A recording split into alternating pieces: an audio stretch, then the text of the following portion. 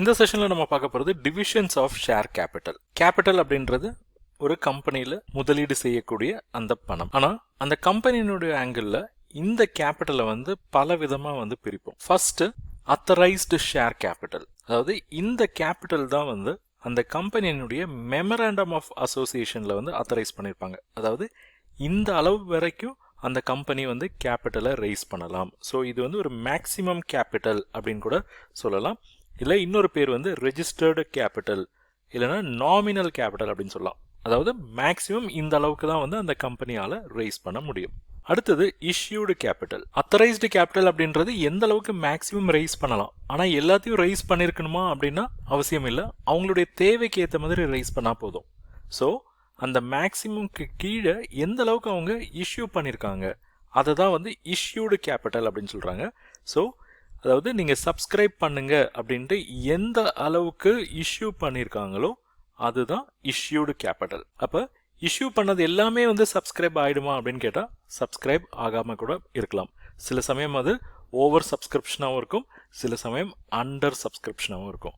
So அடுத்த ஒரு classification வருது, அதுதான் சப்ஸ்கிரைப்டு கேபிட்டல். இது இஷ்யூடு கேபிட்டலினுடைய ஒரு பார்ட்.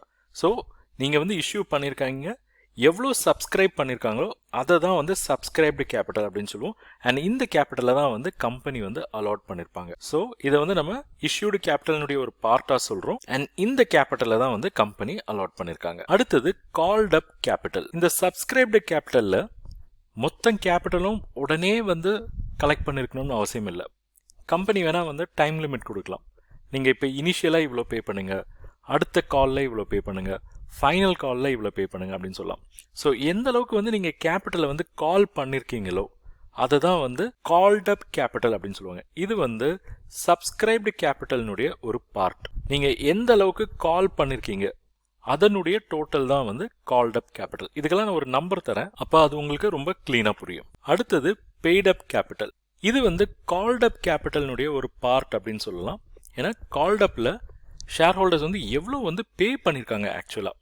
ஓகே, அதை தான் நம்ம பெய்ட் அப் கேபிட்டல் அப்படின்னு சொல்லுவோம். ஸோ இது part of called up capital. அடுத்தது ரிசர்வ் கேபிட்டல். இந்த கேபிட்டல் கம்பெனி ரிசர்வ் பண்ணியிருக்காங்க. இது சப்ஸ்கிரைப் கேபிட்டலினுடைய ஒரு பார்ட். அண்ட் இந்த கேபிட்டலை கம்பெனி வைண்ட் அப் பண்ணுற மட்டும்தான் அவங்க கால் பண்ணுவாங்க. ஸோ அதனால தான் இதை ரிசர்வ் கேபிட்டல் அப்படின்னு சொல்கிறாங்க. ஸோ எப்போ இதை கால் பண்ணுவாங்க? அட் வைண்டிங் அப். இப்போ இதை நல்லா புரிஞ்சுக்கிறதுக்கு சின்ன எக்ஸாம்பிள் எடுப்போம். இப்போ ஒரு கம்பெனி அத்தரைஸ்டு கேபிட்டல், அதாவது எவ்வளோ ரைஸ் பண்ணலாம் அப்படின்னு மெமராண்டமில் கொடுத்துருக்குன்னு பார்த்தீங்கன்னா 10 crore. ஸோ 10 கோடி வரைக்கும் அவங்க கேபிட்டல் ரைஸ் பண்ணலாம். ஆனால் எவ்வளோக்கு அவங்க இஷ்யூ பண்ணியிருக்காங்க? இஷ்யூடு கேபிட்டல் 10 crore இருந்தாலும் அவங்க 8 crore தான் இஷ்யூ பண்ணியிருக்காங்க. ஓகே, இஷ்யூ பண்ணதில் எவ்வளோ சப்ஸ்கிரைப் ஆயிருக்கு? சப்ஸ்கிரைப்டு கேபிட்டல் 8 crore கிட்டத்தட்ட 7.9 crore சப்ஸ்கிரைப் ஆயிடுச்சு. ஓகே, இந்த சப்ஸ்கிரைப்ல ஒரு போர்ஷனை அவங்க ரிசர்வ் கேபிட்டலாக வச்சுக்கலாம். அப்போ பேலன்ஸை இமீடியட்டாக அவங்க கால் பண்ணணும். என்டையர் அமௌண்ட்டும் ஃபுல்லாக கால் பண்ணணும் அப்படின்ட்டு அவசியம் இல்லை, பார்ட் பை பார்ட்டாக கூட கால் பண்ணிக்கலாம். சரி, இந்த சப்ஸ்கிரைப்ல அவங்க எவ்வளோ கால் பண்ணியிருக்காங்க?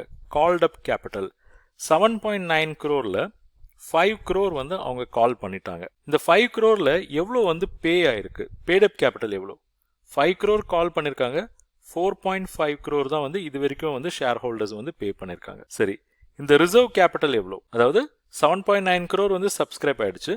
இதில் ஒரு பர்டிகுலர் அமௌண்ட் அவங்க ரிசர்வ் கேபிட்டல் அப்படின்ட்டு கம்பெனி வைண்ட் அப் பண்ணுறப்ப தான் கால் பண்ணுவோம் அப்படின்னு ரிசர்வ் பண்ணி வச்சுக்கலாம். நான் அதை குவான்டிஃபை பண்ணலை.